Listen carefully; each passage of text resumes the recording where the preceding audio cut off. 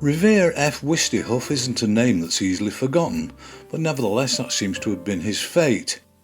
He was born in 1900 in Peoria, Illinois, and in 1919 he began his studies at the Art Institute of Chicago, followed by more at the Art Students League in New York. The earliest dated work I found was this pair of quite unexceptional covers from Wireless Age magazine in 1924. But I found nothing else until 1930 with this cover for the Elks magazine, by which time his representational painted style had become more assured.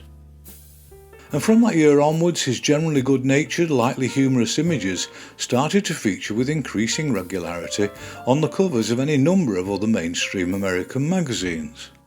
As with others at this time, he frequently used the device of setting his figures against white backgrounds for visual emphasis, and although he was one of quite a few contemporaries chasing the tail of the dominant Norman Rockwell, he was by no means slavish in his execution and application of colour. But the two were neighbours, and on occasion he actually assisted him on some illustrations when Rockwell found it impossible to keep up with the demand for his work, and nobody ever spotted the subterfuge. By the middle of the 1930s he started to attract advertising commissions, and among others he had particular success with a press campaign for the John Hancock Insurance Company, which traded on his endearing renditions of his fellow Americans, even if only painted and reproduced in tonal monochrome. Unusually for the time, Wistyhuff appears to have had no interest in working as an artist, and was evidently more at ease with the demands of overtly commercial mainstream illustration than many of his contemporaries. Nevertheless, he upheld traditional methods and invariably used human models to work from rather than photography, and he put this good practice to very impressive use up to the end of the decade. But other than this light-hearted image referring to the USA's involvement in the war, it's at this point that reliably dated evidence disappears, so the best I can offer is guesswork. Among many other undated images, I found there were quite a few depicting various stages of childhood, from toddlers to teenagers, but where or when they were published I couldn't say with any authority.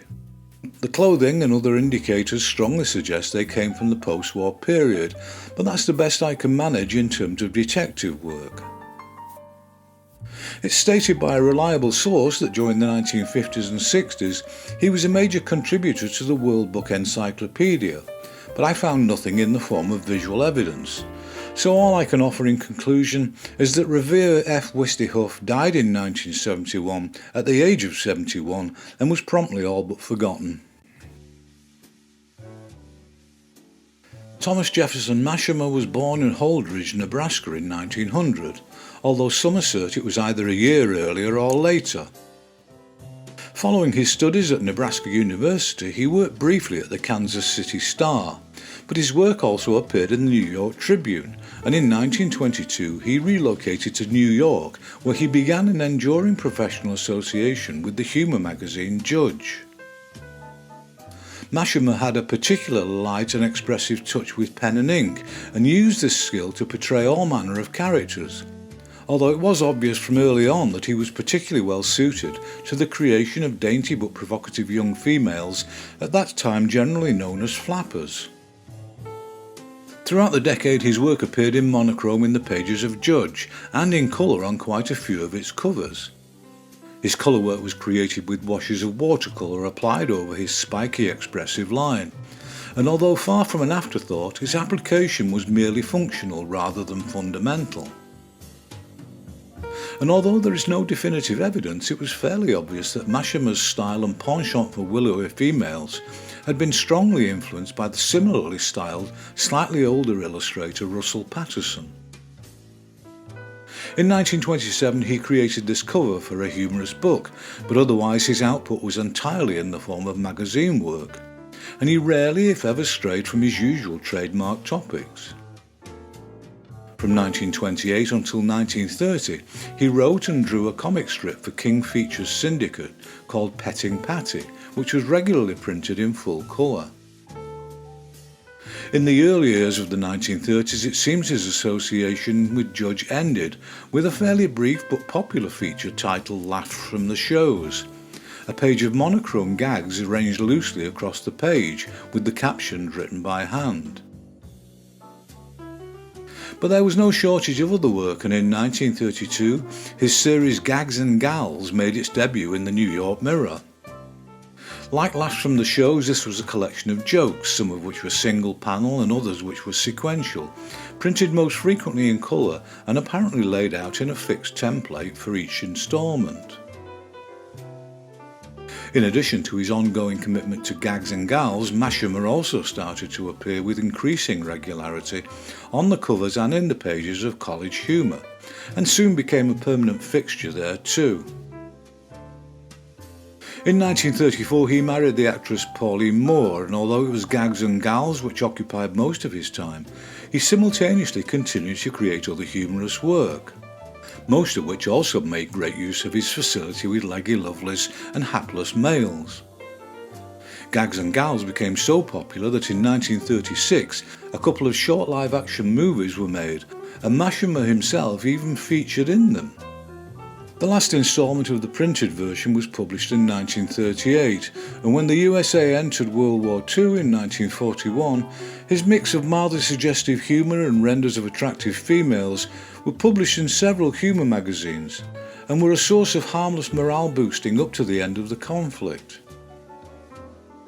In 1946, Mashima capitalised on his enduring popularity and published a how-to book for aspiring cartoonists titled Laugh and Draw with Jefferson Mashima, and it was undoubtedly not coincidental that at this time he also set up a cartoon correspondence course for others who aspired to follow in his footsteps. He was still producing more cartoons which were identical in nature to his earlier work, although in keeping with the general cultural shift of 1950s America, his females became considerably more extravagantly proportioned and the sexual innuendo more overt than his earlier creations. But although still riding high, Jefferson Mashima died at the age of only 60 in Santa Monica, California in 1960. The German wildlife illustrator Wilhelm Eigener was born in 1904 in Holzminden, a town in Lower Saxony. Between 1920 and 24 he attended the Arts and Crafts School in Kassel, followed by more training in both Hamburg and Berlin. When he started working professionally I don't know, but between 1930 and 1938 he worked in-house for a printing firm. Unfortunately, the only examples of his work I could find from this period were these none-too-promising lithographic posters. In 1939 he joined the German army and fought in both Poland and Russia, but managed to survive, and once the war was over he set about a career as a book illustrator. Among other commissions, he created this collection of skillfully evoked line illustrations involving animals for an unknown children's book published in 1948. And in the same year he published an edition of Reynard the Fox, for which I could only find the cover. I found other examples of what looked very much like juvenile fiction illustrations, and even a solitary example of a comic strip. But most of these were undated, so the best I can offer is that they were more than likely created at this time. And the evidence strongly suggests that it was with this narrative fiction illustration for older children, some of which was animal themed, that he was predominantly making a living during the 1950s.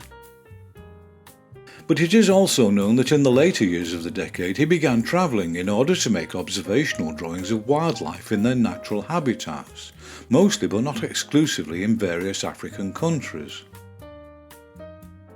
These were subsequently worked up into finished paintings for publication in book form, and although late to a career as a pure wildlife artist, this came to be the defining feature of the rest of his career.